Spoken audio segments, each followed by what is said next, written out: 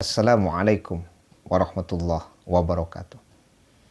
Hamdan wa syukron lillah, salatan wa salaman ala rasulillah. Ada kalimat yang disampaikan oleh orang terhadap orang lain yang badannya itu kurus. Ya, kok kurui nyokini itu, ndak kurui. Makan nati saja tu mah. Ya. Dek mencalik perangai suaminya. Jadi badan kurus dihubungkan dengan makan hati. Wah, makan hati. Jadi dek acok makan hati, mencalik perangai suami, kurui badan. Ya. Ya boleh jadi ini sebaliknya. Ada pula suami-suami yang kurus badannya. Kok kurus badan laki itu? Kayak enggak. Ya, makan natinya, dek perangai bininya. Jadi ada pula suami yang kurus dengan perangai istrinya. Ya. Ada juga orang tua, ya, orang tua yang kemudian makan hati dia dengan perangai anaknya. Yo makan nati yo celik perangainya itu aja. Ya, kurui badan. Ya. Mungkin kan terbawa kepikiran, ya. Terbawa kepikiran, ya. Karena kan kalau makan hati itu menahan perasaan dengan sebab kesenangan yang ada pada orang lain gitu. Ya. Jadi seseorang itu senang dia dengan apa yang dilakukannya, tapi kita tidak gitu.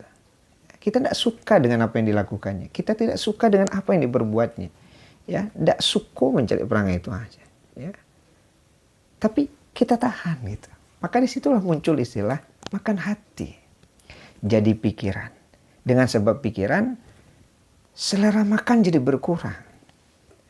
Ya, dengan sebab pikiran, naik asam lambung. Ya, makanya ada orang-orang ya yang kena penyakit emah itu dengan sebab apa? Makan hati. Makan hati. Jadi pikiran. Asam lambung naik. Ya. Emah dia. Ya. Karena makan hati. Ya. Mencalik perangai udah aku yang entah. Atau yang suami yang mahnya kambuh. Ya. Dan sebab mencalik perangai istri. Atau orang tua. Dengan melihat perangai anaknya. Nah ini yang perlu kita sikapi. Ya. Karena tentu ini sudah diajarkan dalam agama kita. Ya. Kalau seandainya kita melihat ada sebuah kemungkaran, ya, kan kita paham ini, ya, bahwa ada kemungkaran, bahwa kita tidak suka melihat perbuatan yang dilakukan oleh orang itu. Suami tidak suka melihat perangai istrinya, istri tidak suka melihat perangai suaminya, orang tua juga begitu terhadap anak-anaknya. Maka ya kita harus mengatakan, mengungkapkan ya bil hikmah, ya, dengan baik, bahwa apa yang dilakukan oleh suami kita itu ya kita sampaikan, dah ambo dak suko menceli udah model itu, gitu kan.